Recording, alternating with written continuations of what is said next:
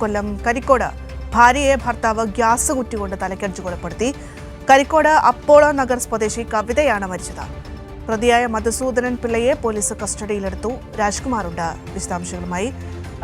രാജ്കുമാർ, ഇന്നലെ രാത്രിയിലായിരുന്നു സംഭവം എന്ന് മനസ്സിലാക്കാൻ പറ്റുന്നുണ്ട്. എന്താണ് ഇത്തരമൊരു കൃത്യത്തിന് കാരണം?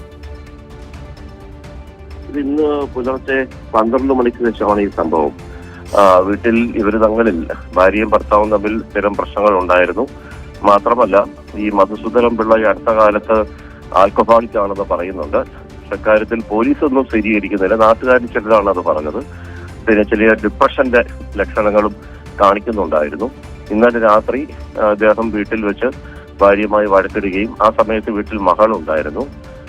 വാക്ക് തർക്കത്തിൽ പിടിച്ചു തള്ളുകയും പിന്നീട് ഗ്യാസ് കുറ്റി കൊണ്ട് ഒന്നിൽ കൂടുതൽ തവണ തലക്കടിച്ചു എന്നുള്ളതാണ് ഇപ്പോൾ കിട്ടിയിരിക്കുന്ന പ്രാഥമികമായ വിവരം. ആ സ്പോട്ടിൽ വെച്ച് തന്നെ, വീട്ടിനകത്ത് വെച്ച് തന്നെ ഇവർ മരിക്കുകയും ചെയ്തു.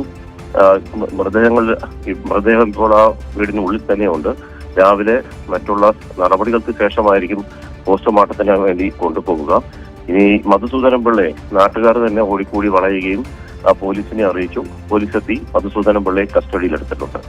ഇതില് ഇവർക്ക് ചില സാമ്പത്തിക ബാധ്യതകളുണ്ട്. ഈ വീട് വെച്ചതുമായി ബന്ധപ്പെട്ട് സാമ്പത്തിക ബാധ്യത ഉണ്ടായിരുന്നു. ഇദ്ദേഹം സ്വകാര്യ കശുവണ്ടി മേഖലയിൽ കമ്മീഷൻ ഏജന്റ് ആയിരുന്നു. ഇപ്പോൾ തൊഴിലൊന്നും ചെയ്യുന്നില്ല. മകൻ വിദേശത്താണ്, മകൾ വിദ്യാർത്ഥിനിയുമാണ്. ശരി രാജ്കുമാർ. യെസ്, എന്തായാലും ഇന്ന് പുലർച്ചയോട് കൂടിയാണ് ഈ ഒരു സംഭവം ഉണ്ടായത്. ഒഴിഞ്ഞ ഗ്യാസ് കുറ്റി ഉപയോഗിച്ചുകൊണ്ട് തലക്കടിച്ച് കൊലപ്പെടുത്തുകയായിരുന്നു.